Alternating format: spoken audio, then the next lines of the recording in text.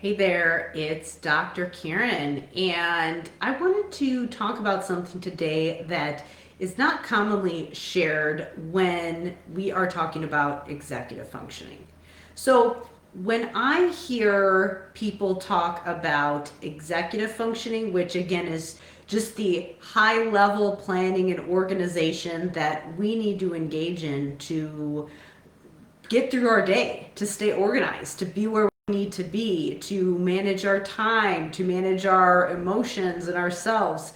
When I hear about those skills, I tend to hear people saying things like, talking about planning and organization. I also hear it talked about in the context of helping students who have ADHD. It also gets talked about a lot within the autistic communities. But here's the other thing that goes along with it that's not addressed, and that is meal planning. And the reason that I'm sharing this is because number one, if you're here, you are likely a professional like an SLP who wants to figure out how to support families, so your students and their families, as they build their language skills, as they go through the school system, and as they build those other independent skills that they need for life.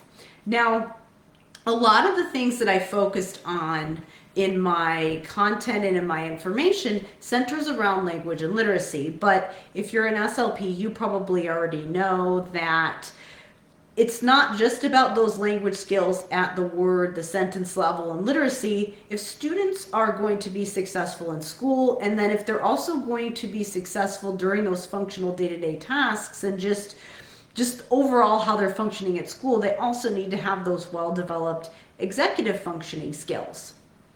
But the thing is that as an SLP, you can really do a lot when it comes to supporting your students within that therapy situation. So for example, if you have a student in your therapy session, you can really work on vocabulary, you can work on syntax, you can work on all of those things. But when it comes to things like executive functioning, a lot of the support that we need to be giving as professionals has to do more with coaching the other people who are with our students when they leave our therapy room. So with executive functioning, that is, the parents tend to have access to the kids during those functional day-to-day tasks.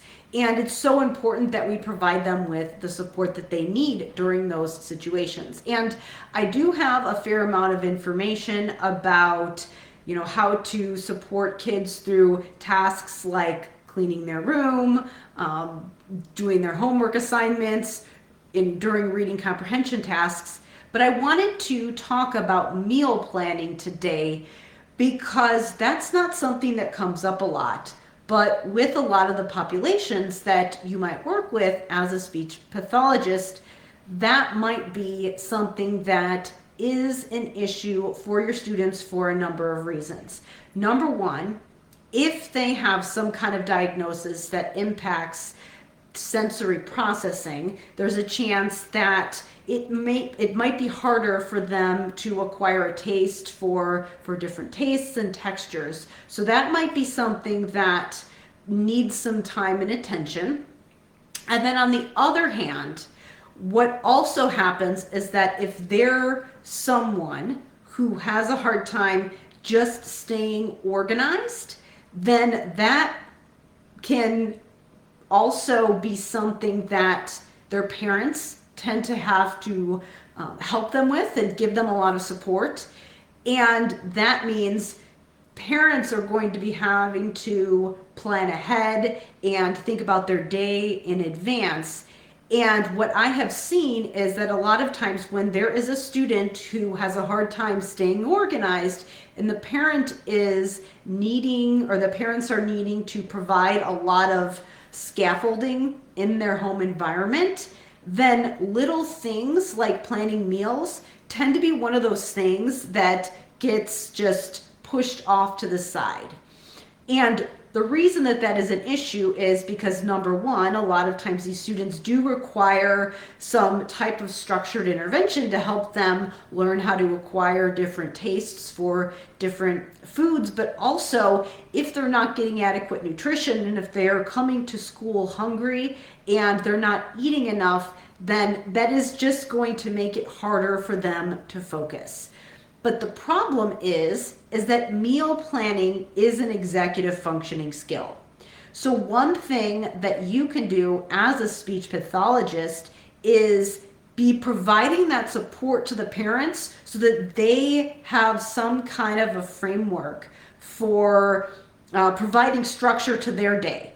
Because when students have a hard time with executive functioning and organization, the more structured their day is, the better that they are going to perform in most situations.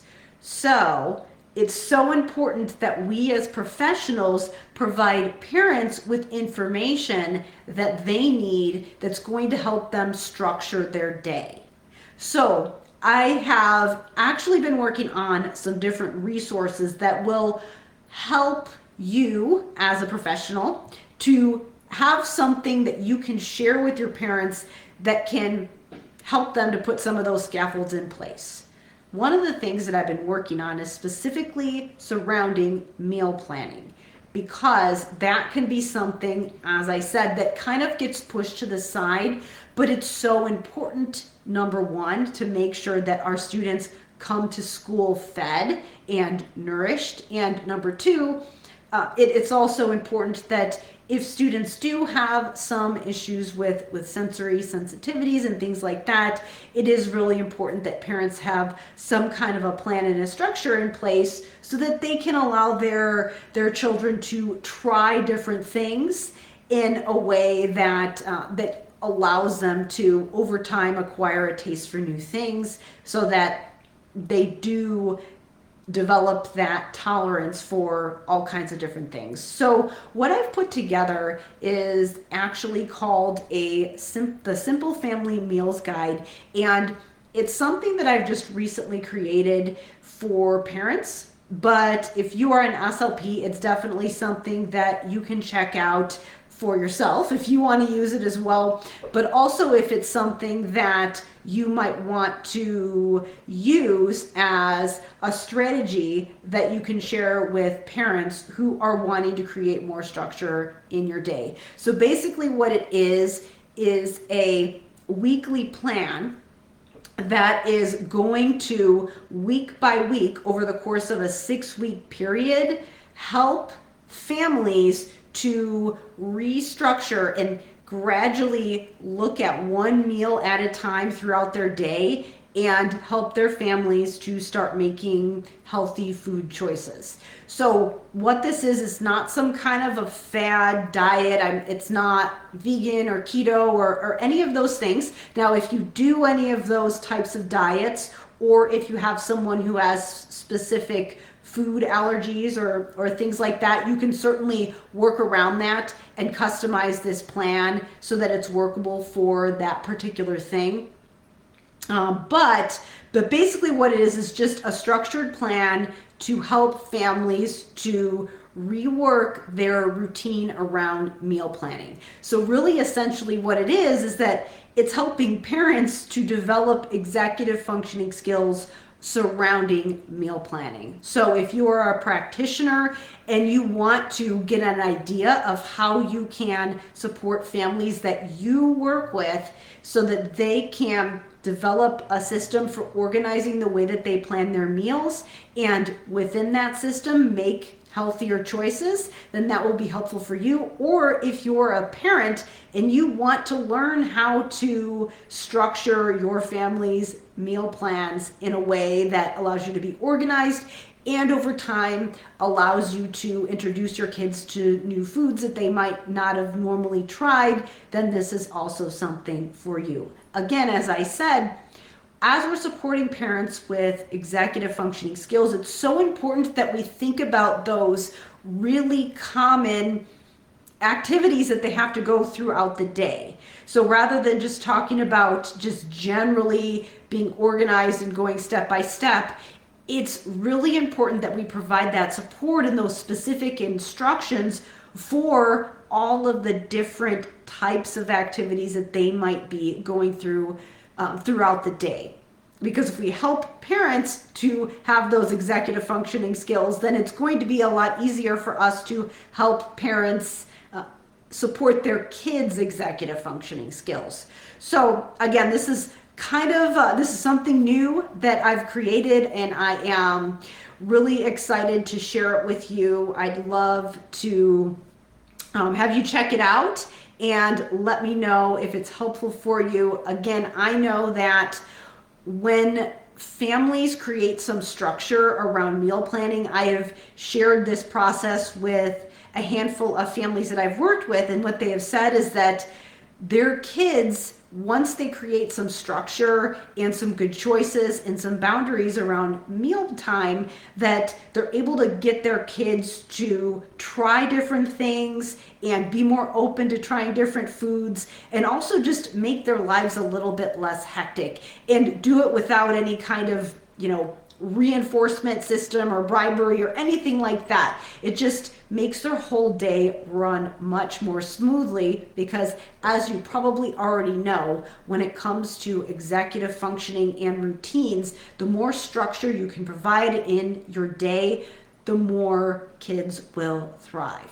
So I'm going to share a link to this guide. It's called the Simple Family Meals Guide. I will share it in the description of this video. I'll also share it in the comments below.